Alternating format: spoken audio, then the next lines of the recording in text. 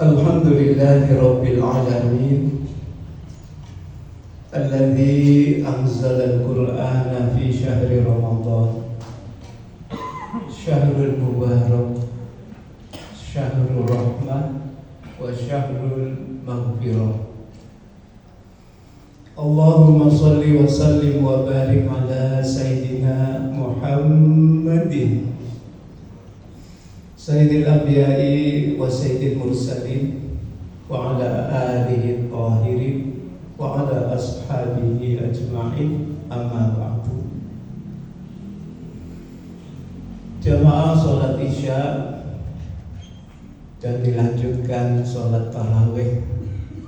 Bapak-bapak, ibu-ibu, calon-calon penghuni surga yang wajahnya berseri-seri ketika akan dimasukkan ke dalam surga-Nya Allah. Mudah-mudahan semua yang hadir di Masjid As-Sakinah diberikan keberkahan oleh Allah Subhanahu wa taala dalam keadaan sehat walafiat dan senantiasa diberkahi dalam hidupnya, diberkahi rizkinya, diberkahi umurnya, dan insya Allah akhir hayat kita tergolong orang yang husnul khatimah. Alhamdulillah, sebelum sholat tarawih sejenak kita memahami ayat-ayat Al-Quran dan hadis-hadis Nabi yang mengandung mutiara hikmah pada bulan Ramadan kali ini. Mudah-mudahan Allah melimpahkan hidayah dan rahmatnya kepada kita. Salah satu rahmat yang Allah berikan kepada umatnya Rasulullah adalah dipertemukan dengan bulan Ramadan. Itu adalah rahmat khusus kepada umat Rasulullah. Dan alhamdulillah doa kita dikabulkan oleh Allah Subhanahu wa taala. Usia kita dipertemukan dengan bulan Ramadan. Sementara mungkin ada di antara keluarga kita yang tahun kemarin masih bersama kita, sekarang sudah berada di alam barzakh, di alam kubur. Kita doakan mudah-mudahan ayah bunda kita, saudara kita, keluarga kita yang sudah berada di alam barzakh diberikan maghfirah dan rahmat dari Allah Subhanahu wa taala. Kita doakan saudara kita, keluarga kita, jamaah kita yang sedang sakit, mudah-mudahan diangkat penyakitnya oleh Allah Subhanahu wa taala dan diberikan kesembuhan, syifa'un azilan biidznillah insyaallah. Dan tema yang singkat ini oleh panitia kegiatan tarawih, saya di WA sama Ustadz Miftah, Ustadz nanti membahas satu topik yang pendek, gak usah panjang-panjang ya, tapi ada temanya. Beliau memberikan topik tema kepada saya adalah ya, pengendalian diri, kunci keberhasilan dalam bulan Ramadan ya. Inilah tema yang pendek tapi insya Allah isinya sangat dalam ya. Ketika Allah Subhanahu wa ta'ala menyebutkan dalam Al-Quran bahwa setiap manusia itu diilhami oleh dua perkara. Tiap manusia itu diilhami oleh Allah. Artinya diilhami itu diberikan dua potensi. Seperti dalam surat Asy-Syams, fa'alhamaha fujuraha wa taqwaha. Manusia itu diilhami oleh Allah tentang dua sifat potensi yang ada dalam diri manusia. Apa itu? Yang pertama adalah sifat fujur. Sifat fujur itu kecenderungan seseorang untuk melakukan yang enak tapi bertentangan dengan agama. Ya. Kadang-kadang ada hal-hal yang enak sekali dalam pandangannya, tapi itu bertentangan dengan agama. Yaitu apa? Ketika seseorang terlanjur mengikuti hawa nafsu. Nah, ini ada dalam tiap manusia. Yang kedua adalah sifat takwa. Takwa itu kecenderungan manusia untuk berbuat kebaikan. Jadi kadang-kadang ada orang yang dalam kalbunya cenderungnya, senangnya berbuat dosa. Kalau ada perbuatan dosa, rasanya bayangannya enak sekali. Ini namanya sifat fujur.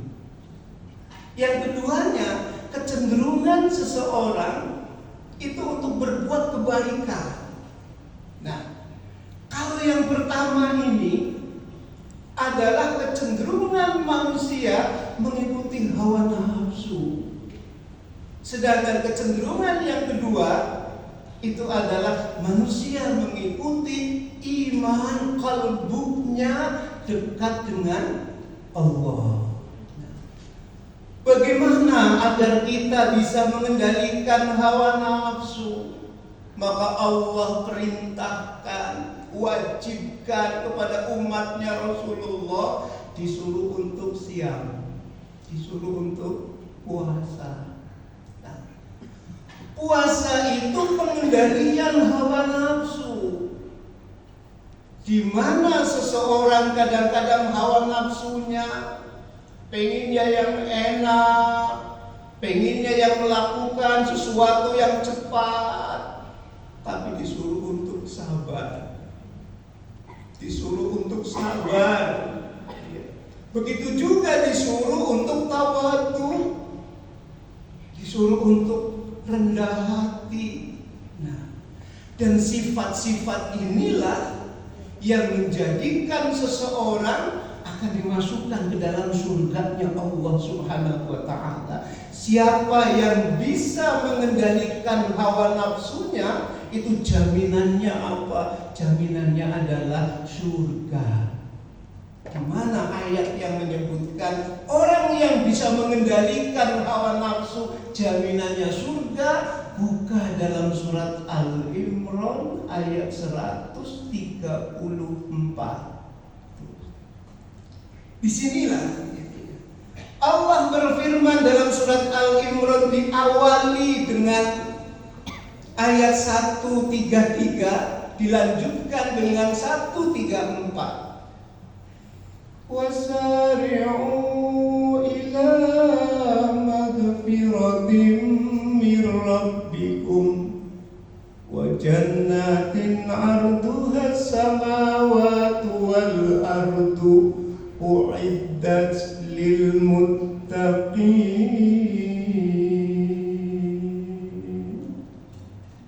133 dilanjutkan 134-nya.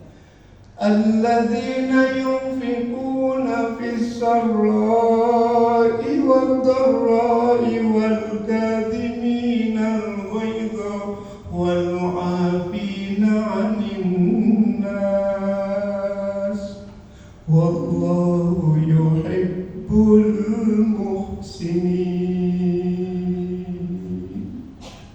Allahu Akbar. Dalam surat Al-Imran ini Allah menyebutkan wasari'u ila maghfiratin mir rabbikum. Bersegeralah engkau minta ampunan kepada Allah. Kemarin engkau selalu mengikuti hawa nafsu. Disuruh sholat, kadang-kadang menunda. Disuruh bersedekah, masih tar. Disuruh untuk berzakat, belum juga dilakukan. Semua yang sudah sudah terjadi bisa engkau meraihnya dengan apa?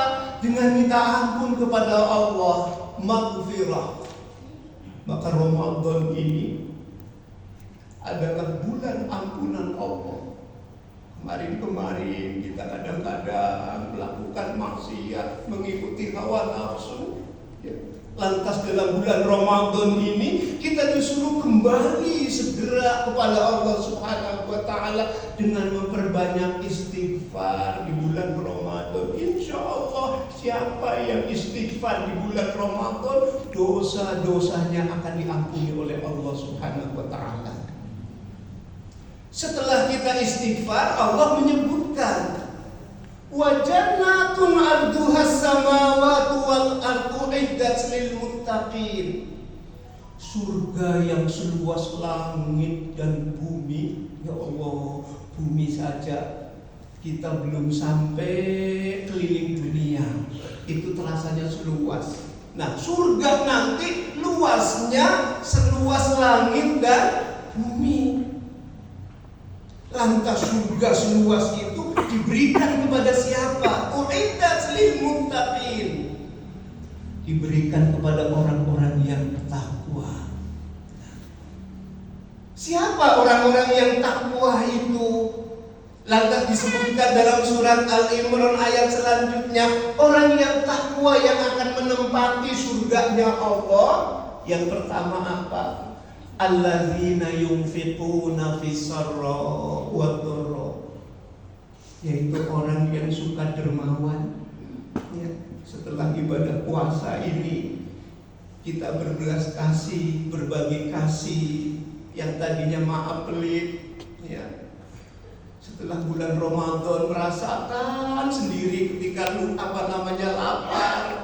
Saudara-saudara kita ada yang kehausan, ada yang lapar. Sekarang kita merasakannya, maka timbul perasaan ingin berbagi. Baik dalam keadaan dia mampu, wadorro, maupun dalam keadaan tidak mampu. Kok ada dalam Al-Quran orang yang berinfak, berderma dalam keadaan dia mampu atau tidak mampu? Rata-rata orang berderma itu ketika kita mampu. Tapi Al-Quran menyebutkan wadorro, fisyarro wadorro. Kalau orang berderma itu bukan hanya materi, ya, baik kepada orang, memberikan bantuan kepada orang secara lisan, memberikan petunjuk, sama dengan infak. Sampai-sampai Rasulullah menyebutkan zikirnya orang yang beriman sama dengan sedekah. Kenapa? Karena yang bisa disedekahkan tidak punya harta, bisa disedekahkan hanya zikir. Itu sama dengan orang yang berinfak walaupun dalam keadaan tidak mampu. Yang kedua, calon-calon penghuni surga nanti adalah wal kadhiminal ghaidh. Apa yang kadhiminal ghaidh? Orang yang mampu mengendalikan hawa nafsu amarah. Nah, ini relevansinya bulan puasa. Kalau nafsu amarah kadang-kadang ya, kita ketika marah meledak-ledak, seolah-olah kita memiliki kekuatan, orang lain disalahkan, seolah-olah dirinya yang benar ketika orang keluar kemarahannya. Ini ada suatu riwayat, Bu, ketika Rasulullah SAW sedang bertamu kepada sahabat Abu Bakar. Jadi Rasulullah bertamu kepada sahabat Abu Bakar. Setelah sedang duduk di tempat tinggalnya Abu Bakar, tahu-tahu ada orang datang memaki-maki Abu Bakar. Abu Bakar dimaki-maki, dijelek-jelekan, tapi Abu Bakar tenang, tidak membalasnya. Nah, orang itu setelah memaki-maki Abu Bakar, dia pergi dengan sendirinya. Rasulullah melihatnya. Kemudian setelah orang itu pergi yang memaki-maki, datang lagi ada orang memarahi Abu Bakar. Setelah ada orang datang yang kedua memarahi Abu Bakar, Sayyidina Abu Bakar masih tetap tidak membalasnya. Pasti tetap tidak membalasnya. Dia hanya membacakan istighfar. Ya. Astagfirullah kalau lagi ada orang marah-marah. Ya. Supaya hati kita kuat, baca kita istighfar. Ya. Supaya jangan terpancing marahnya. Setelah dia memaki-maki dan memarahi Abu Bakar lagi, orang itu pergi. Rasulullah masih melihatnya. Ketika yang ketiga ini, ada orang datang lagi, lantas orang itu memarahi Abu Bakar sampai menjelek-jelekan orang tuanya Abu Bakar. Akhirnya apa? Abu Bakar nggak tahan, dia balas lagi kemarahannya. Abu Bakar membalas kemarahannya orang itu. Ketika Abu Bakar membalas kemarahannya, Rasulullah pergi dari rumahnya Abu Bakar tanpa mengucapkan salam. Tanpa salam, Rasulullah pergi meninggalkan sahabat Abu Bakar. Abu Bakar menangis lantas mengejar Rasul. Ya Rasulullah, kenapa engkau tinggalkan aku dalam keadaan marah? Kenapa engkau tinggalkan aku dalam keadaan marah? Aku dimarahin orang tuanya, aku balas, tetapi kenapa engkau pergi? Apa jawab Rasulullah? Wahai Abu Bakar, aku tadi melihat ketika ada orang memaki-makimu, engkau tidak membalas. Aku melihat di sekelilingmu ada malaikat bertasbih. Karena engkau gak membalasnya, malaikat pada bertasbih di sampingnya Abu Bakar. Kemudian dimarahin orang yang kedua, malaikat semakin banyak. Malaikat semakin banyak mengerubungimu. Aku senang, malah aku ikut mengucapkan kalimat tasbihnya malaikat. Subhanallah. Tapi ketika ada orang yang ketiga kalinya memarahi engkau marah, malaikat dengan sekejap menghilang. Yang mengelilingi adalah syaitan. Yang mengelilingi sahabat Abu Bakar adalah syaitan. Syaitan banyak sekali. Aku tidak mau melihat engkau dikelilingi oleh syaitan.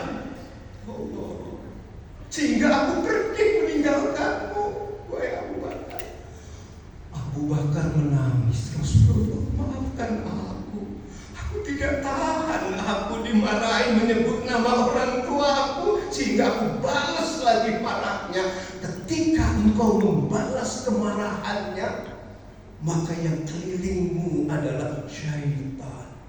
Inilah yang dalam ayat Al-Quran, wal kadhiminal ghaib. Penghuni surga adalah orang yang mampu mengendalikan hawa nafsu amarah. Lantas apa ketika kita dimarahin? Yang ketiganya ini apa? Wal 'afina 'anil nas. Maafkan orang-orang yang pernah memarahimu. Maafkan orang-orang yang pernah menzalimimu. Yang akan membalas adalah Allah. Kau nggak usah membalasnya, karena yang berhak membalas adalah Allah. Itu yang disebutkan ayatnya, wal 'afina 'anil nas. Dan maafkan. Walaupun dalam syariat Islam, ketika engkau dizalimi, boleh engkau membalas, tapi nggak boleh melampaui batas, nggak boleh melebihi. Tapi ketika engkau memaafkan, engkau akan mendapatkan kemuliaan. Wal 'afina 'anil nas. Apa pelajaran daripada ayat ini? Hilangkan perasaan dendam kita kepada orang lain. Hilangkan perasaan benci kita kepada orang lain. Kalau kita memang pernah dizalimi, pernah disakiti, serahkan kehadiran Allah. Yang akan membalas adalah Allah, supaya amal kita tidak sia-sia. Ketika kita memaafkan kesalahan orang lain, justru kita yang akan diangkat derajatnya oleh Allah Subhanahu wa ta'ala. Cuma kadang-kadang orang mengatakan, enak banget dimaafkan. Kan dia yang salah. Hawa nafsu. Dia yang salah. Masa saya suruh maafkan orang yang salah? Hawa nafsu. Bisakah kita mengendalikannya? Maka balasannya adalah besar sekali, surganya Allah Subhanahu wa Ta'ala. Mudah-mudahan Ramadan kali ini bisa memperbaiki sifat-sifat yang tidak baik menjadi sifat-sifat yang mulia. Kita merasakan belas kasih kepada sesama kita diajarkan dengan puasa. Yang keduanya bisa mengendalikan amarah. Yang ketiganya bisa memaafkan kesalahan orang lain. Serahkan kehadirat Allah dengan membaca satu ayat terakhir dalam surat At-Taubah. Hasbiyallah la ilaha illa huwa alaihi tawakkaltu wa huwa rabbul arsyil azim. Maka hatinya akan tenang, kemarahannya akan hilang. Kenapa? Karena bersandar tawakal kepada Allah Subhanahu wa Ta'ala. Mudah-mudahan Ramadan kali ini mengantarkan kita menjadi orang yang tawadhu, mengantarkan kita bisa mengendalikan hawa nafsu, bisa memaafkan kesalahan orang lain. Wallahu minkum. Assalamualaikum warahmatullahi wabarakatuh. صلوا سنة التراويح جامعة رحمكم الله.